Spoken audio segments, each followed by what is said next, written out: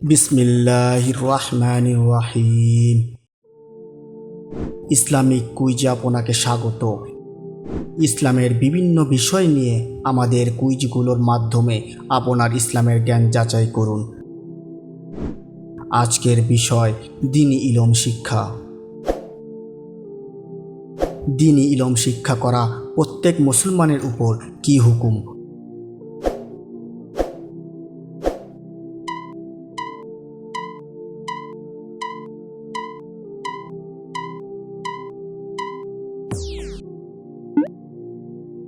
ফরজ।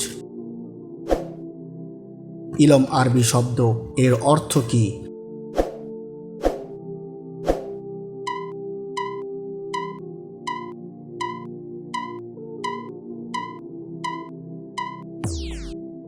জ্ঞান, বিদ্যা, বুদ্ধি, বিজ্ঞান ইত্যাদি।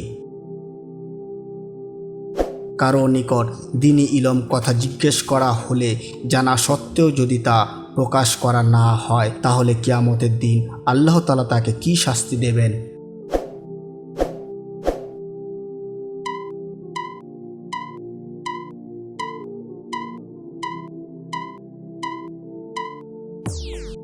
আগুনের লাগাম পরিয়ে দেবেন।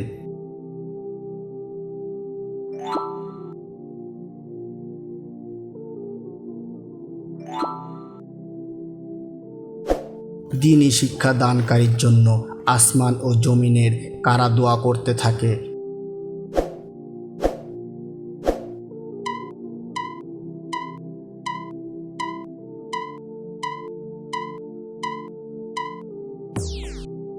সকল মাখলুক।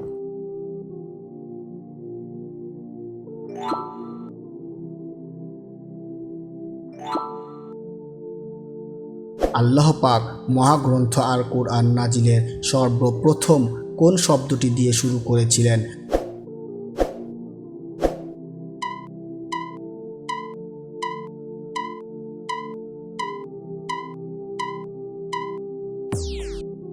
পড়ো তোমার প্রতিপালকের নামে।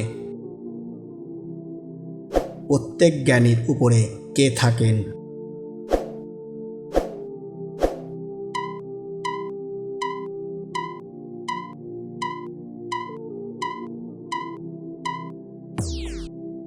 জ্ঞানী থাকেন।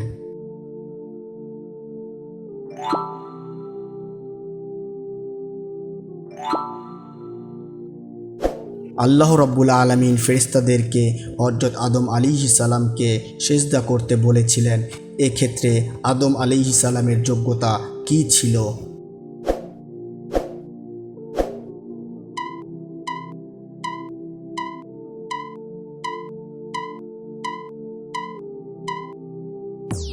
হযরত আদম আলাইহিস সালামের ইলম বেশি ছিল।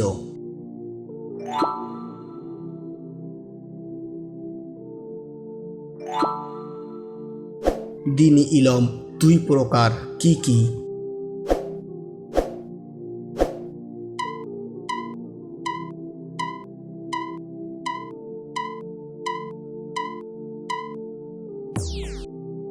ফরজে আইন ও ফরজে কিফায়া। শরীয়ত মানুষের উপর যেসব কাজ ফরজ বা ওয়াজিব করে দিয়েছেন, সেগুলো সম্পর্কে জ্ঞান হাসিল করার হুকুম কি?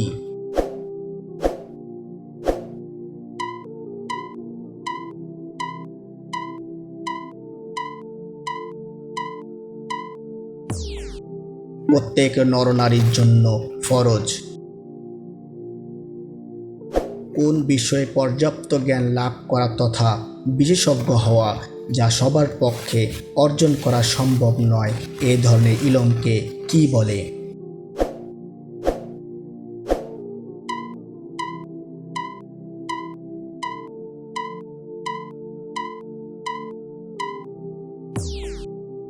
ফরজে কিফায়া। ইলমের মর্যাদা কেমন?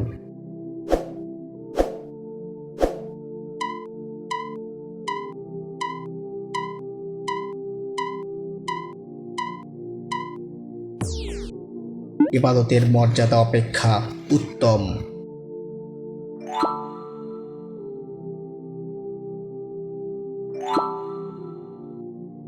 নবীগণ মৃত্যুর সময় মিরাস হিসেবে কি রেখে যান?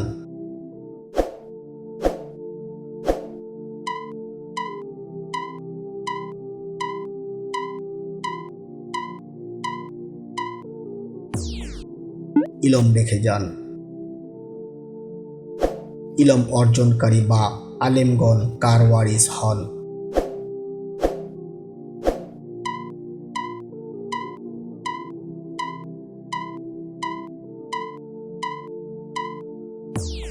নবীদের।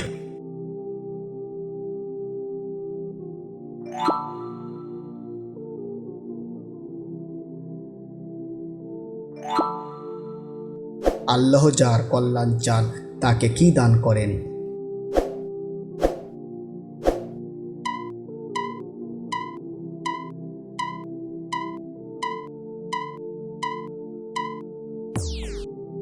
দ্বীনি জ্ঞান দান করেন।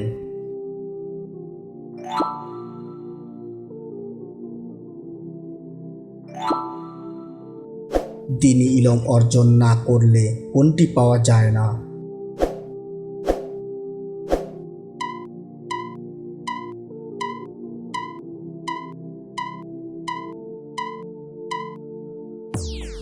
পরকালের মুক্তি। দ্বীনি ইলম শিক্ষার দ্বারা কি বৃদ্ধি পায়?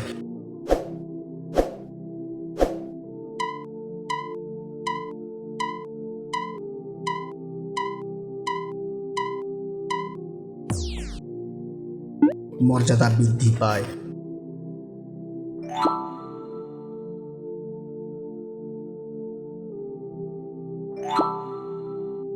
সর্বোত্তম ব্যক্তি কে?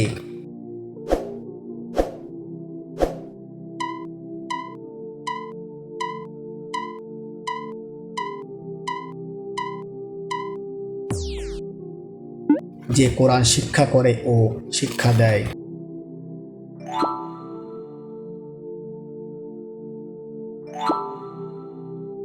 নবুয়তের পাঠশালা সর্বপ্রথম ছাত্র কারা ছিলেন?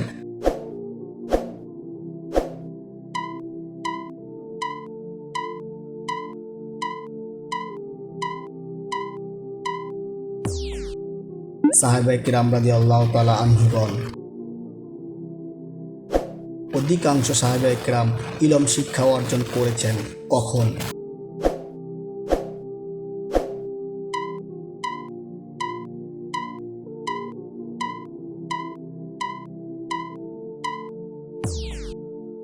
বয়স্ক অবস্থায়। উম্মতে মুহাম্মদীর মধ্যে সবচেয়ে জ্ঞানী ছিলেন কে?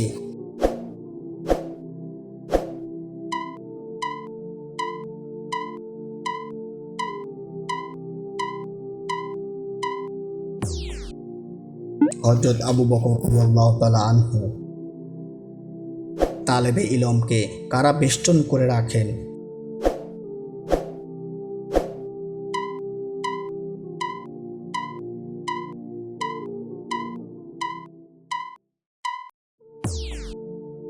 ফেরেশতারা।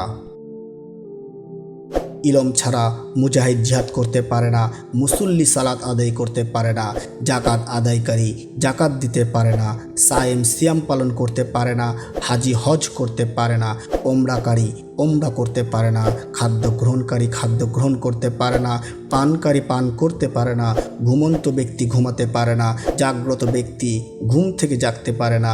তাই ইলম হলো সব কিছুর মূল। ইমাম আহমদ ইবনু হাম্বল রাহিমাহুল্লাহ বলেন, মানুষ খাদ্য ও পানীয়ের তুলনায় ইলমের প্রতি অধিক মুখাপেক্ষী।